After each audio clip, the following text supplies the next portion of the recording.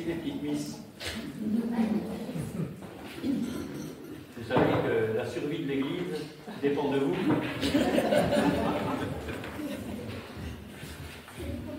La survie matérielle.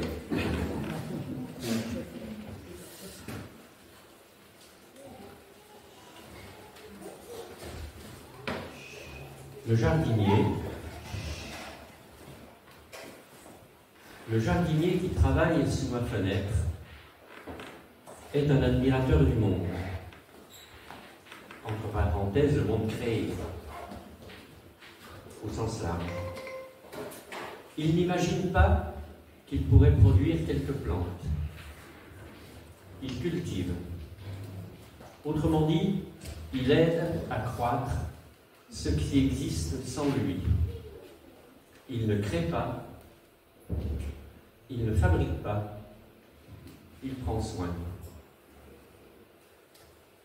C'est une citation de philosophe qui s'appelle Chantal Delsol, qui est une philosophe contemporaine, et qui a écrit ce texte dans son livre « La haine du monde ». Ce texte parle de jardinier, de jardin et de plantes. Selon l'angle de mon propos, je serai, vous serez, à la fois le jardinier et la plante, ou bien seulement la plante. Pour les besoins de la cause, je me focaliserai essentiellement sur la plante, et parmi les plantes, je choisirai l'arbre. L'arbre. Ce préambule étant, entre guillemets, planté, je vous propose quelques rudiments simples de botanique et tout d'abord un croquis. Comment? Je crois que c'est racine. Non? C'est bon, c'est bon. Je vais pour moi. Vous ne pouvez pas le trouver, je ne vais pas donner le bon nom du fichier.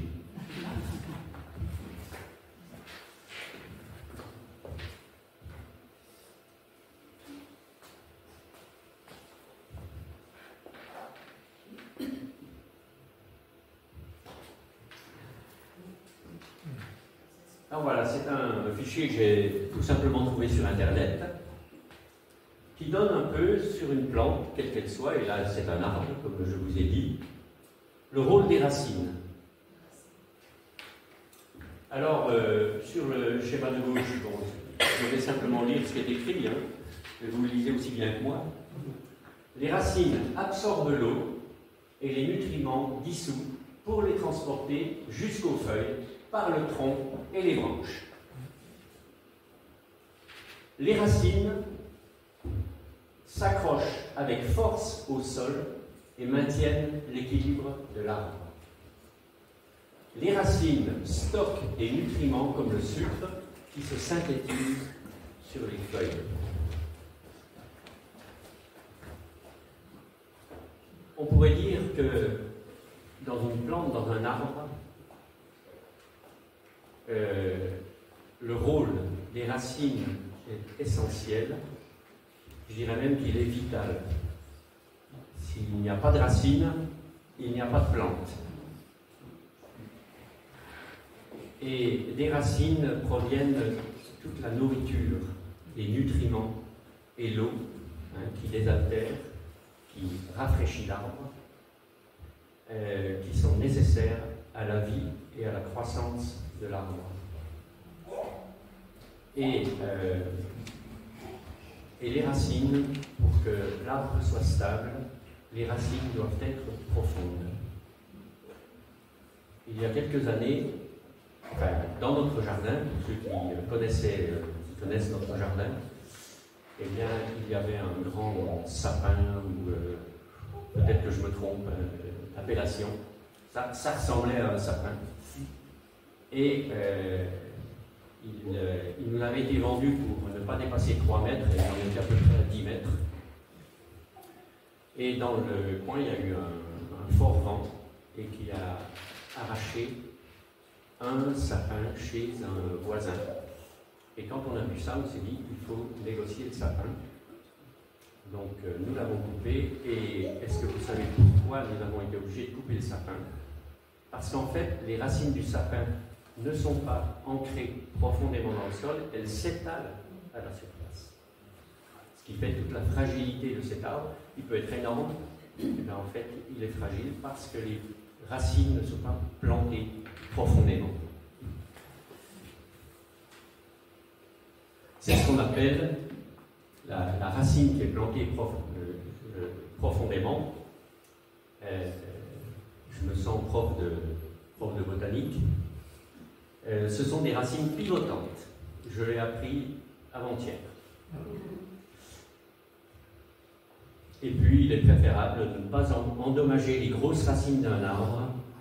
En couper une seule porte atteinte à la santé de l'arbre et limite ses fruits.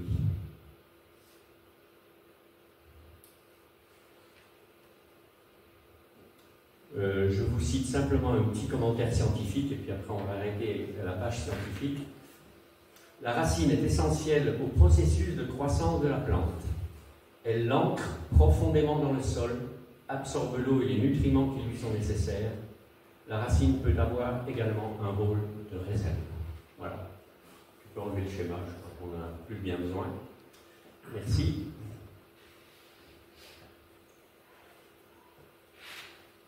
Donc on disait que de la qualité des racines dépendent la bonne ou mauvaise santé d'un arbre. Si les racines sont saines, l'arbre sera sain. Il grandira et produira des fruits. L'inverse aussi est vrai. Si les racines pourrissent et meurent, l'arbre pourrit et meurt aussi. Si un arbre est visiblement beau, j'insiste, visiblement beau, c'est parce que les racines invisibles jouent le rôle nourricier. Si un arbre est solide et résiste à la tempête, c'est parce que les racines sont plantées profondément dans le sol. Est-ce que vous connaissez le record de France de longueur d'une racine d'arbre?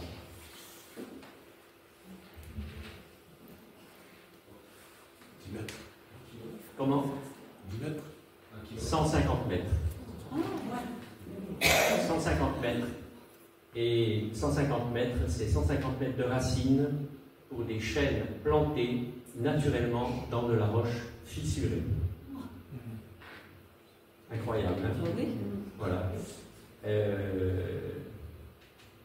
Bon, c'est pas non plus anodin que ce soit dans la roche. Hein? Alors en fait, bon, c'est pas un petit cours de botanique, d'abord j'en suis totalement incapable, mais c'est pas un petit cours de botanique que je vous fais, c'est en fait, qu'est-ce que sont les racines? Dans cette image, cette métaphore spirituelle. Je vous ai posé une question. Notre ancrage dans la parole de Dieu. L'ancrage dans la parole de Dieu. Super. Victorine. La foi. La foi. La parole. La parole. Ok. Une bonne terre. Une bonne terre. Effectivement, il faut une bonne terre pour que les racines trouvent les nutriments nécessaires. Une assiduité. Oula. Un après l'autre. Vas-y, le l'eau. Il faut de l'eau. Absolument. Une régularité à venir au culte, à se rencontrer entre frères et sœurs. Ah. Et pour un jardinier, tu le traduis comment, ça? Eh bien, biner peut-être autour de l'arbre pour aérer les racines, hein, par exemple. D'autres choses? Bah si, c'est les racines de la foi, quand même. Je veux dire, quelqu'un qui s'écarte de Ah, l'Église, mais indirectement, il meurt spirituellement. il n'y a pas de problème, Guillaume, je ne me moque pas de toi. Il faut aussi la bonne terre. Il faut de la bonne terre, oui, ça a été dit, oui. Alors, il y a un élément que je voudrais ajouter. c'est que c'est une propriété de la racine, c'est que généralement, on ne la voit pas. Et on ne voit que la partie supérieure de la plante. Mais dans certains cas, comme on l'a vu avec le coup des 150 mètres, la racine est bien plus longue, bien plus haute. Un chêne de 150 mètres, j'en ai jamais vu.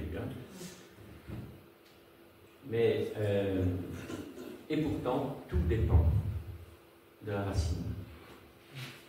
Tout dépend de la racine. Et ça nous fait réfléchir à notre, comment dire, notre centre d'intérêt fondamental, nos priorités.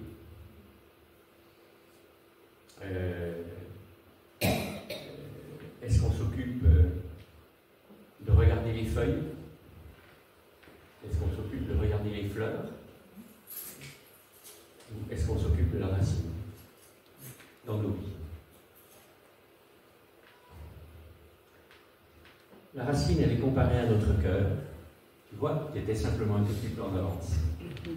Elle est comparée à notre cœur, notre être intérieur. En fonction de ce qui l'anime et le nourrit, dépendront notre santé spirituelle et la nature des fruits, spirituels ou charnels. Comme la racine, notre cœur doit s'ancrer profondément dans les vérités bibliques pour être nourri, stable et solide. Sinon, mon cœur risque d'être ballotté par tout vent de doctrine. C'est pas moi qui le dis, c'est Jacques. Tout vent de doctrine, de pensée et aussi de pensée extérieure à celle de Dieu.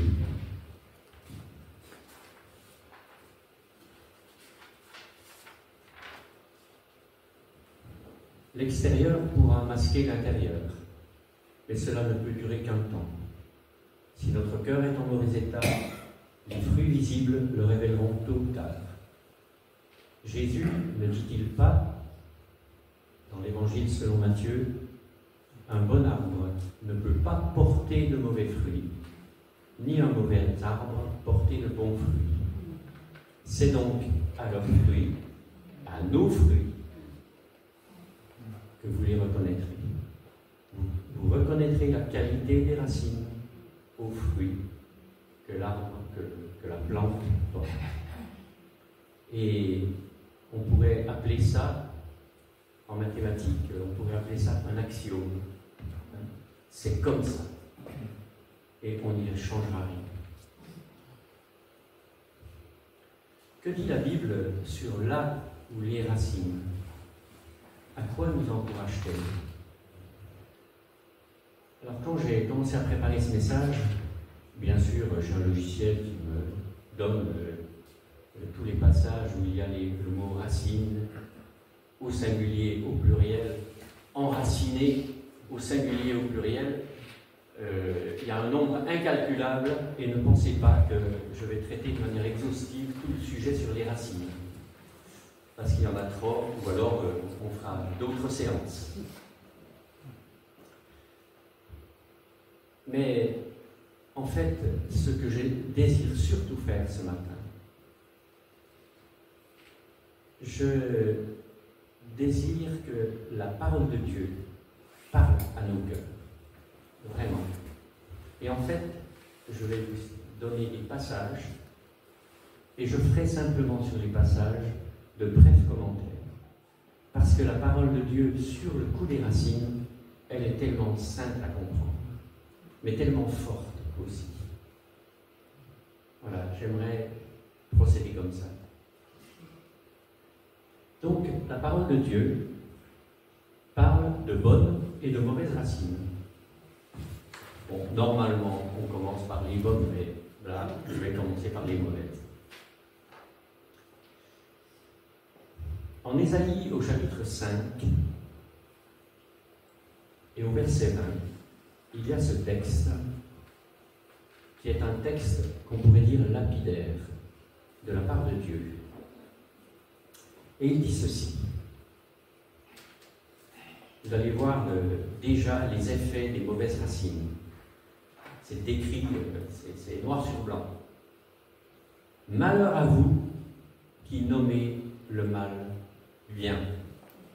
Malheur à vous qui nommez le mal bien. Et le bien mal.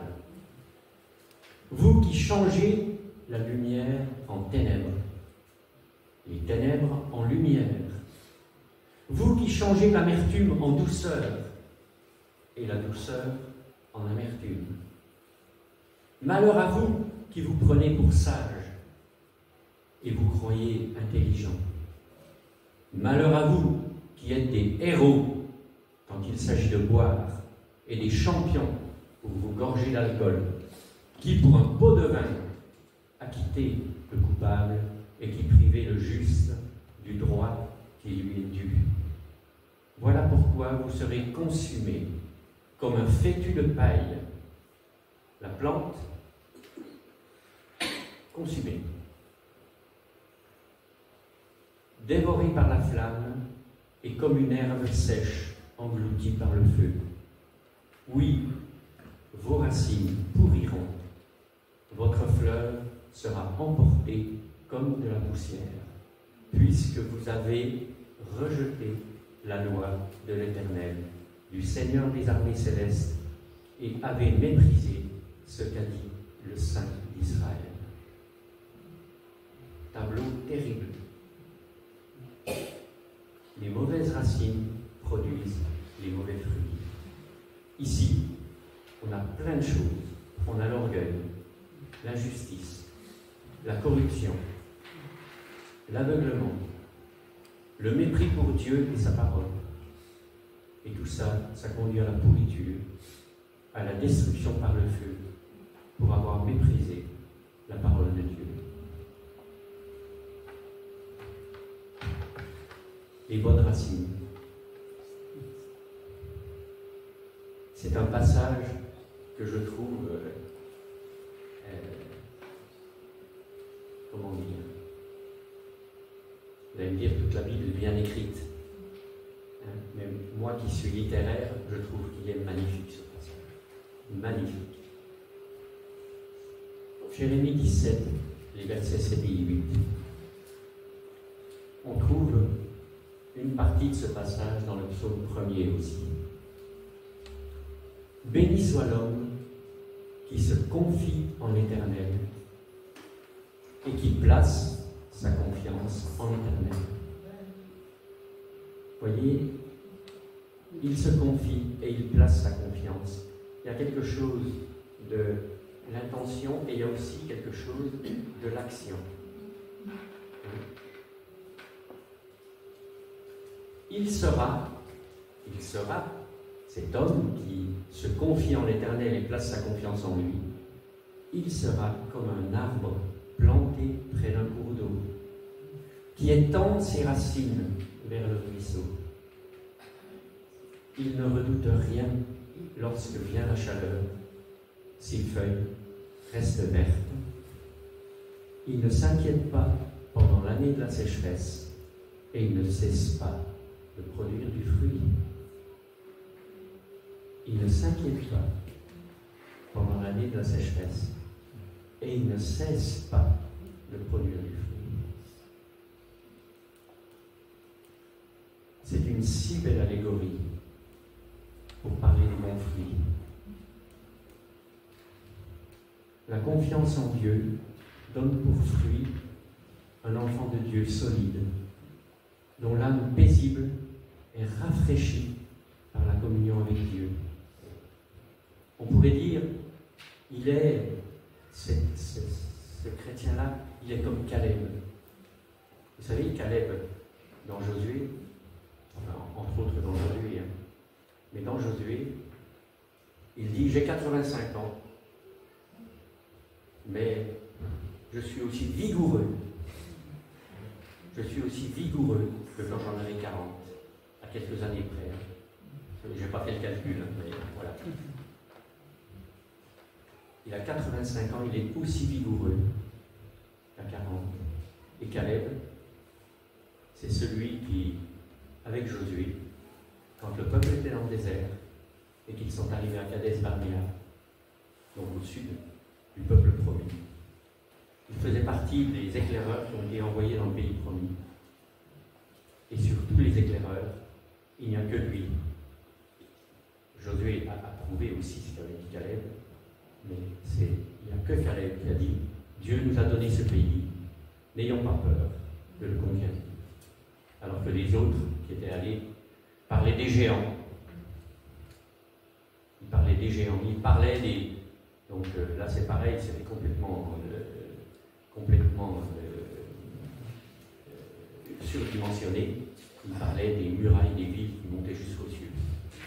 Vous savez que ce n'est pas les murailles des villes qui montent jusqu'aux cieux, c'est la fidélité de Dieu dans la parole de Dieu qui monte jusqu'aux cieux. Et cette fermeté dans la promesse de Dieu, cette fermeté a fait que notre Caleb, eh bien, il était vigoureux spirituellement, alors sans doute physiquement aussi, parce qu'on est dans l'Ancien Testament, mais physiquement et spirituellement, c'était un homme solide, c'était un homme fort qui n'avait pas dévié.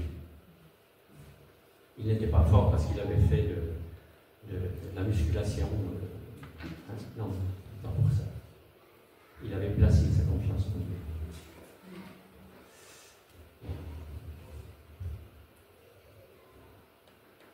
Alors, j'en suis où là? Alors, cet homme-là qui place sa confiance en Dieu, il ne craint pas la difficulté.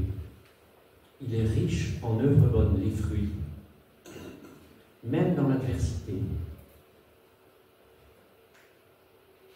Ça veut dire tout le temps. Quelles que soient les difficultés qu'il connaît, cet homme-là, cette femme-là, eh bien, porte du fruit. Parce qu'elle est ancrée. Ils sont ancrés en Dieu. Et la parole de Dieu, ici, nous encourage à ressembler à cet homme, à cette femme. Soyons des hommes et des femmes de foi pour tenir debout et tenir debout longtemps, comme Caleb. Enfin, par rapport aux bonnes et mauvaises racines, enfin la plus noble, la plus grande des racines, pour le meilleur de tous les fruits. Ésaïe 53, versets 1 à 5. À qui est révélée la puissance de l'Éternel? Car devant l'Éternel, il a grandi tout droit, comme une jeune pousse, ou comme une racine sortant du sol, d'un sol aride. Il n'avait ni prestance ni beauté pour retenir notre attention, ni rien dans son aspect qui pût nous attirer. Il était méprisé, abandonné des hommes, un homme de douleur, habitué à la souffrance. Oui, il était semblable à ceux devant lesquels on détourne les yeux. Il était méprisé et nous n'avons fait aucun cas de sa valeur. Pourtant, en vérité, c'est de nos maladies qu'il s'est chargé. Et ce sont nos souffrances qu'il a prises sur lui, alors que nous pensions que Dieu l'avait puni, frappé et humilié. Mais c'est pour nos péchés qu'il a été percé. C'est pour nos fautes qu'il a été brisé. Le châtiment qui nous donne la paix est retombé sur lui, et c'est par ses blessures que nous sommes guéris. Dans ce texte, qui nous parle de Jésus, dans ce texte qui nous parle de manière si forte de Jésus, il est tellement fort ce texte que de nombreux Juifs se sont convertis à Jésus-Christ devant ce texte. La plus belle des racines n'avait pas d'apparence. C'est pourtant elle qui a produit le meilleur et le plus grand des fruits. Jean 4, verset 14 nous dit, une source, nous parle de ça, une source d'eau jaillissant jusque dans la vie éternelle. Béni et loué soit notre Seigneur et Sauveur Jésus-Christ. Cette racine était la perfection, l'amour parfait, la grâce totale. Son silence, mais pas son inaction, a répondu à notre mépris et à nos maltraitances. Il s'est livré pour nos péchés, pour que nous soyons guéris. Que nous soyons guéris. Quel arbre de vie qui brise l'interdit de goûter à ses fruits et qui ouvre le chemin de la vie éternelle. C'est lui. Vous savez, dans la Genèse, l'arbre de vie, il y a eu des chérubins qui ont barré la route pour que l'homme ne soit pas pécheur éternel. Eh bien, c'est Jésus qui a réouvert la porte pour accéder à cet arbre de vie. C'est bien sûr une métaphore pour qu'on puisse goûter la vie. Et cet arbre de vie, dans l'éternité, il sera présent. On le voit dans l'Apocalypse. 2 versets centraux qui nous invitent à l'enracinement en Christ. Éphésiens 3, les versets 16 à 18.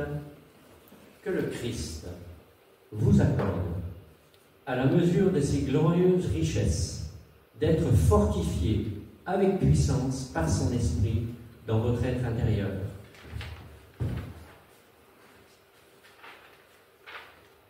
Que le Christ habite dans votre cœur par la foi, enraciné et solidement fondé dans l'amour.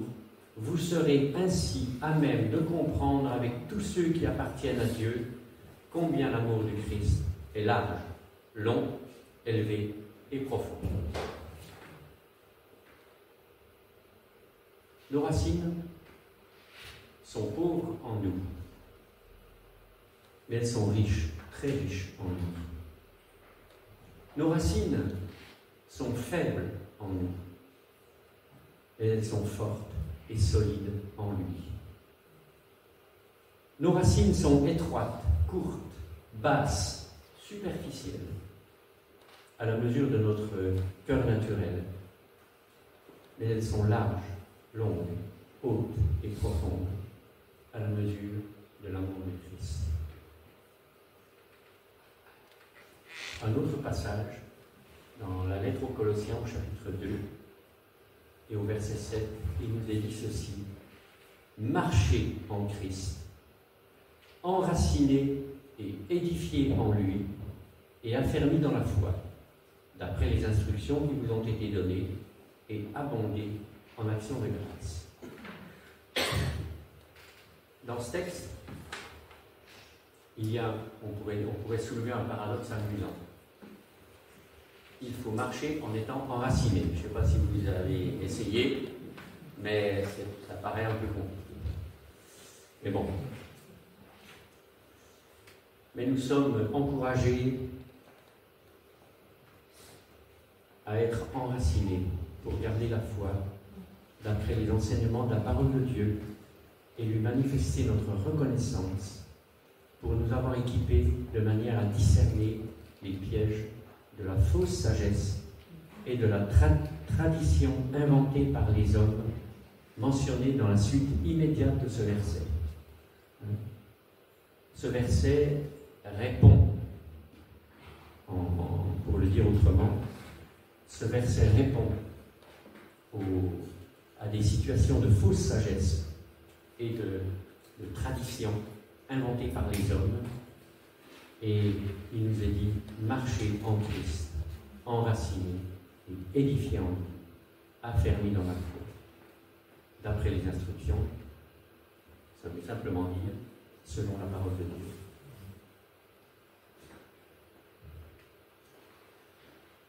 À noter que cet enracinement dans le premier verset et le deuxième, puisqu'il nous est dit, enraciné et solidement fondé. Dans le deuxième, c'est enraciné et édifié en lui. Cet enracinement nous permet d'avoir des fondations fermes pour être en mesure de construire une vie solide en lui. Tout le monde connaît la parabole de la maison sur le sable et de la maison sur le roc. Je discutais avec un jeune couple hier qui souhaite je m'occupe de la célébration de leur mariage, c'est des gens qui ne sont pas d'ici, ils sont de la Drôme. Et elle me disait tout simplement, bon, s'était un petit peu éloignée, elle me disait toute cette semaine, j'avais ce petit cantique d'enfant qui me trottait dans la tête. Le fou sur le sable a bâti sa maison, le sage sur le sable. Voilà. Soyons enracinés et fondés, enracinés et édifiés. Non pas simplement les fondations, mais aussi nous avons la responsabilité de bâtir quelque chose, de bâtir la maison.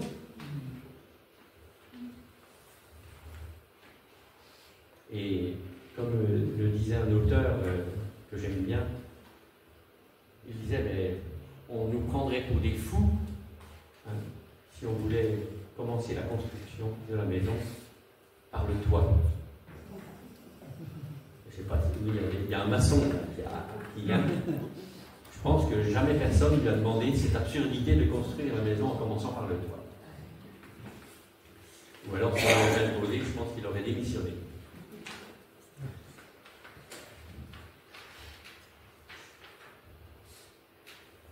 Et justement, dans cette parabole, la maison construite sur le roc et sur le sable,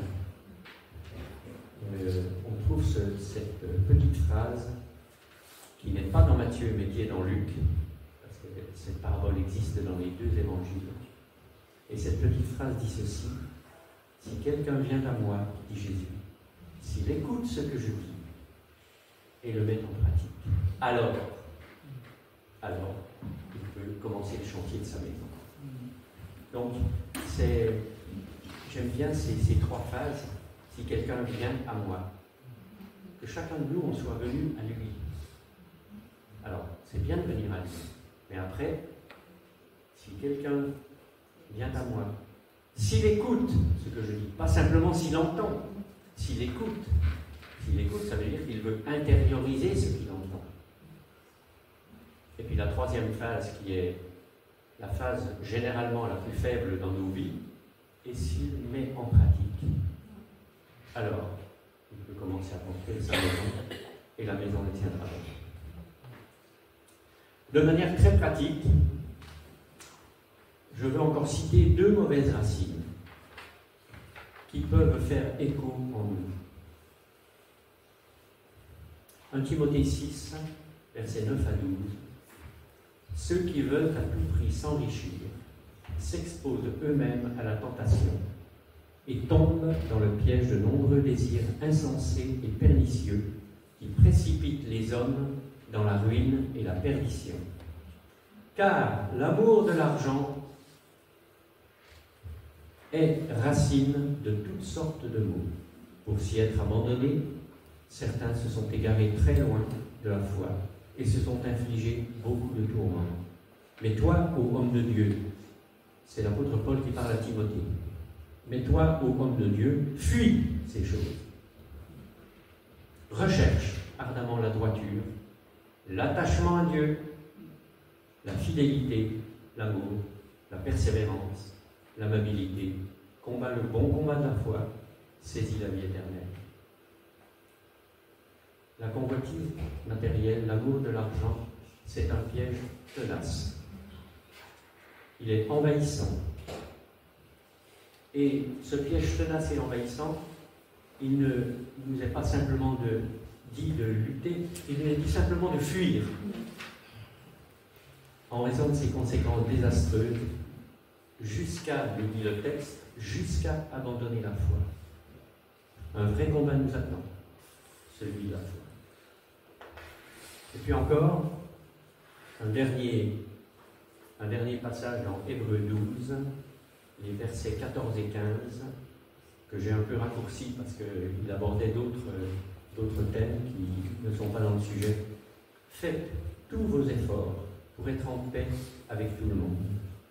Veillez à ce qu'aucune racine d'amertume ne pousse et ne cause du trouble en empoisonnant plusieurs d'entre vous. Aucune racine d'amertume. Ça, c'est simple à dire. Après, c'est difficile. Cette nouvelle mauvaise racine qu'on connaît bien, cette fois-ci, elle est relationnelle. Elle est qualifiée de poison. Poison qui peut si facilement se planter et s'étendre, puisqu'il parle bien. Alors, non, pas dans cette version-là, mais qu'elle s'étend. S'étendre comme un virus, elle peut contaminer l'Église et ils vont causer de grands troubles.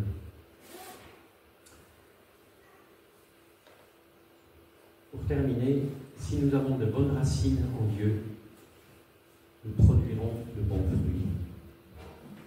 Si nous avons de bonnes racines en Dieu, nous aurons de bonnes ailes.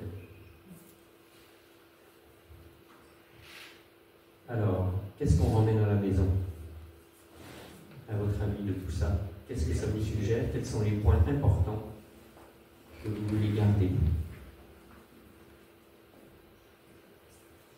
Être ancré dans la parole de Dieu. Être ancré dans la parole de Dieu.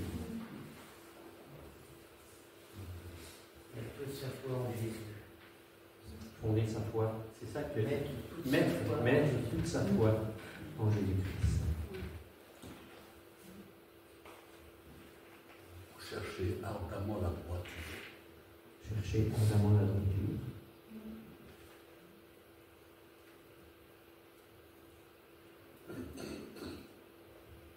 Et appliquer aussi ces...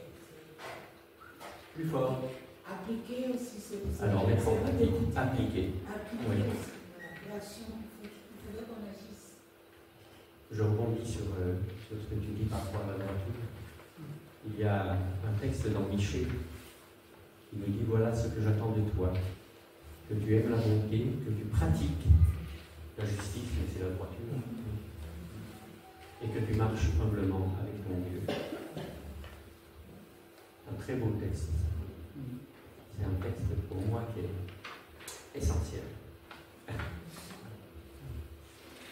Autre chose? Oui, vas-y. Moi, c'est pour ajouter, c'est quand on aura tout cela, il faudra aussi que cela soit arrosé. Quand on aura demandé, on aura la parole, on aura tout, mais nous, comme on a une nature pécheresse, il faudra qu'on demande de l'aide, que nous soyons arrosés, que Dieu nous donne cette force de continuer. Ah, mais alors là, je te rejoins 5 sur 5. Jésus dit: séparés de moi, vous ne pouvez rien faire. Le travail qui se fait en nous, c'est le travail du Saint-Esprit. Encore faut-il donner l'autorisation au Saint-Esprit d'agir en nous. Et ça, c'est notre travail, c'est notre responsabilité. Mais si on lui demande sincèrement et si on cherche cela, et si on cherche auprès de Dieu, on verra des changements qu'on ne soupçonnait pas. N'est-ce pas? Alors moi j'avais 3 conclusions. Enfin 3 phrases, hein, c'est court. Je finis plus tôt que d'habitude d'ailleurs. Hein. Bon, je pense que vous l'avez noté. Premièrement, travailler au bon endroit. Pas les fleurs, pas les fruits, pas les feuilles. Ça, c'est facile. Non, c'est les racines. C'est plus difficile. Il faut creuser.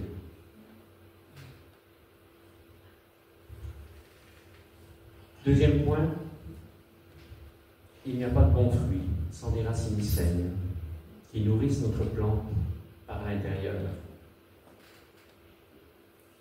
et qui feront que, tout naturellement, il y aura des belles fleurs, des belles feuilles et des beaux fruits. N'inversons pas les priorités. Troisième point, nous avons besoin de nous ancrer profondément en Dieu et dans sa parole. Notre cœur sera solide et nos actions inspirées. Elles produiront de bons fruits. Tout le reste n'est qu'illusion.